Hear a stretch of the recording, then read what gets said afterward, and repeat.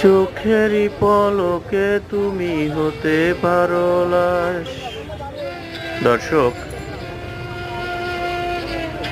Bike ride sharing করে গ্রামে পরিবার পরিজনকে নিয়ে মোটামুটিভাবে ভালোই যাচ্ছিল জীবন।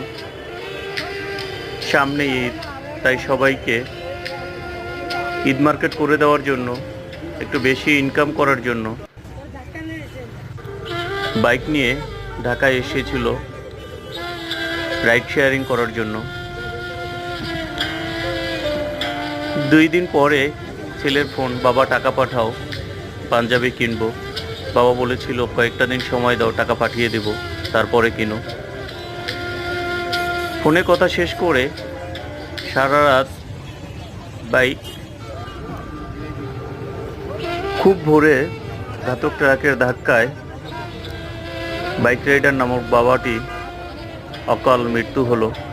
লাশ হয়ে গেল বাবা, নিভে গেল পরিবারের আলো, মরে গেল স্বপ্ন, কেনা হলো না ছেলের পাঞ্জাবি।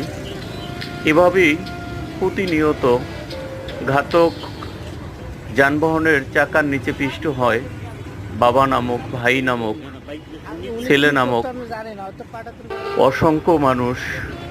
জীবন থেকে হয়ে যায় লাশ।